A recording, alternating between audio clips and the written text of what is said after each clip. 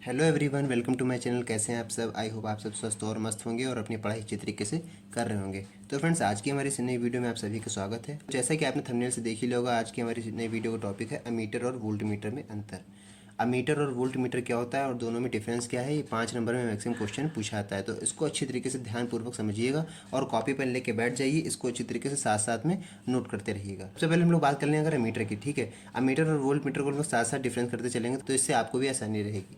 तो सबसे पहले अगर हम लोग मीटर का पहला पार्ट देख लें, मीटर में क्या कह रहा है, इसकी सहायता से विद्युत परिपथ में बहने वाली धारा की माप की जाती है। मीटर में जो पहला पॉइंट कह रहा है हमारा, सीधे सीधे कह रहा है कि इसकी सहायता से विद्युत परिपथ में बहने वाली धारा की माप की जाती है। मीटर का जो वर्क होता है वो क्या होता है, हमारी किसी सर्किट में कितनी धारा बह रही है उसको मापने का काम होता है, ठीक है। वो हमारा काम मीटर करता है, धारा को मापने का। उसके बाद वोल्ट मीटर में देख लेते हैं। वोल्ट मीटर में कह रहा है कि इसकी सहायता से विद्युत परिपथ के किन्हीं दो बिंदुओं के बीच के विभवांतर की माप की जाती है।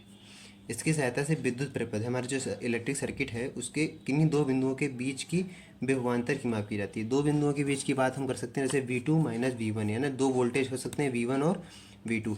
तो हमारे दो वोल्टेज हो सकते हैं V1 और V2। तो V1 माइनस V2 या V2 माइनस V1, दो वोल्टेज के बीच की मेजरमेंट की जाती है। तो वही चीज़ यहाँ लिखी हुई है, दो विभवांतर के बीच की माप की जाती है, ठीक है। किसके द्वारा? वोल्ट मीटर के द्वारा, ठीक है। आई होप आपको पहला पॉइंट क्लियर हो गया होगा। बढ़ते हैं दूसरे पॉइंट की तरफ। दूसरा पॉइंट कह रहा है इसकी कुंडली के साथ समांतर क्रम में अल्प प्रतिरोध का संट जुड़ा रहता है। आपने पढ़ा होगा मीटर में, ठीक है, या मीटर या गैल्वेनोमीटर में आपने जरूर पढ़ा होगा, संट लगा रहता है, ठीक है। संट किस लिए लगाया रहता है? इसकी कुंडली के साथ समांतर क्रम में, यानी कि जो संट लगाया रहता है मीटर के साथ वो किस में लगाता है? पैरेलल में लगा रहता है, ठीक है। ध्यान रखिएगा, पैरेलल में लगता है। और वोल्ट मीटर में क्या होगा, इसकी कुंडली के साथ श्रेणी क्रम में उच्च प्रतिरोध का तार जुड़ा रहता है। होता वही चीज़ है, लेकिन इसमें क्या होता है, वोल्ट मीटर में क्या होता है, वोल्ट मीटर में इसकी कुंडली के साथ सीरीज में जुड़ा रहता है। इसकी कुंडली के साथ सीरीज में जुड़ा रहता है, यानी श्रेणी क्रम में उच्च प्रतिरोध का तार। यहाँ पर देखिए लिखा था अल्प प्रतिरोध यानी निम्न प्रतिरोध, यहाँ पर लिखा उच्च प्रतिरोध। उच्च प्रतिरोध का तार जुड़ा होता है। किस में जुड़ा होता है? सीरीज में जुड़ा होता है, ठीक है। उसका तीसरा पॉइंट कह रहा है इसे विद्युत परिपथ में सदैव श्रेणी क्रम में जोड़ा जाता है। अमीटर को ध्यान रखिएगा, अमीटर को हमेशा विद्युत परिपथ में कैसे जोड़ा जाएगा? श्रेणी क्रम में जोड़ा जाएगा, सीरीज में जोड़ा जाएगा। और वोल्ट मीटर को किस में जोड़ते हैं? वोल्ट मीटर को जोड़ते हैं, इसे विद्युत परिपथ में सदैव समांतर क्रम में जोड़ा जाता है। वोल्ट मीटर को इलेक्ट्रिक सर्किट में याद रखिएगा, तो वोल्ट मीटर को विद्युत परिपथ यानी इलेक्ट्रिक सर्किट में कैसे जोड़ा जाता है? पैरेलल में जोड़ा जाता है, ठीक है, समांतर क्रम में जोड़ा जाता है। और मीटर को श्रेणी क्रम यानी सीरीज में जोड़ा जाता है, ठीक है। उसके बाद फोर्थ पॉइंट कह रहा है मीटर का प्रतिरोध बहुत कम होता है। अमीटर जो होता है हमारा, ध्यान रखिएगा, उसका रेजिस्टेंस बहुत ही कम होता है। अमीटर जो होता है, ध्यान रखिएगा, उसका रेजिस्टेंस हमेशा कम होता है। वोल्ट मीटर में क्या लिखा है? वोल्ट मीटर का प्रतिरोध बहुत अधिक होता है। वोल्ट मीटर का जो प्रतिरोध होता है, जो हमारा रेजिस्टेंस होता है, वो अधिक होता है। किसको देखते हुए? अमीटर को देखते हुए।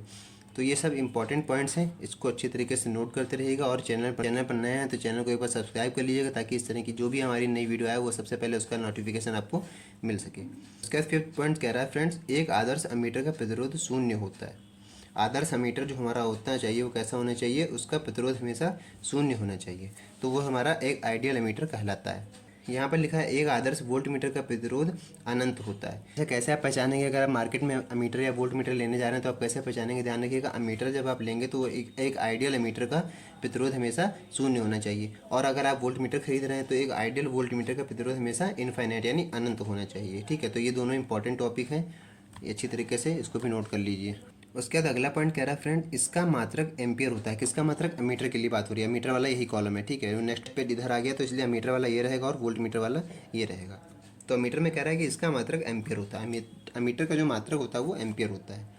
और वोल्ट मीटर में क्या होगा? इसका मात्रक वोल्ट होता है, ठीक है। जैसा कि नाम से पता चल रहा है, मीटर का एम्पियर ध्यान रखिएगा और वोल्ट मीटर का वोल्ट। इस तरह से पूछा था, इंपॉर्टेंट क्वेश्चन है आपके लिए। उसका अगला पॉइंट कह रहा है इसे ए द्वारा दर्शाया जाता है। किससे द्वारा? इसे ए द्वारा दर्शाया जाता है। जो अमीटर होता है हमारा उसको हम लोग ए से दर्शाते हैं, ठीक है, ए से रिप्रेजेंट करते हैं। और इसे वोल्ट मीटर को इसे वी द्वारा दर्शाया जाता है।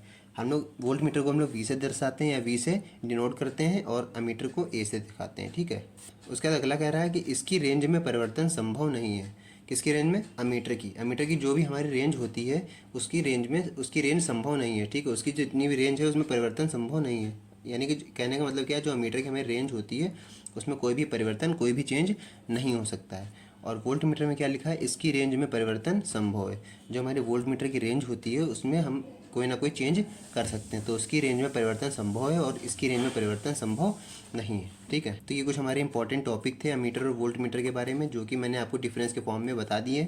एग्जाम में 5 नंबर में क्वेश्चन पूछा जाता है। आई होप आपको अमीटर और वोल्ट मीटर दोनों में डिफरेंस समझ में आ गया होगा। तो फ्रेंड्स, ये छोटा सा टॉपिक था जिस पर मैंने ये वीडियो बनाई थी। आई होप आपको अच्छी तरीके से समझ में आ गया होगा। वीडियो अच्छा लगा हो तो वीडियो को लाइक कीजिएगा, और चैनल पर नए हैं तो चैनल को सब्सक्राइब कर लीजिए, और इसको अपने फ्रेंड सर्कल में भी शेयर कीजिएगा ताकि आपके फ्रेंड्स की भी हेल्प हो सके। तो फ्रेंड्स, बस आज की वीडियो में इतना ही। मिलते हैं नेक्स्ट वीडियो में, तब तक के लिए जय हिंद।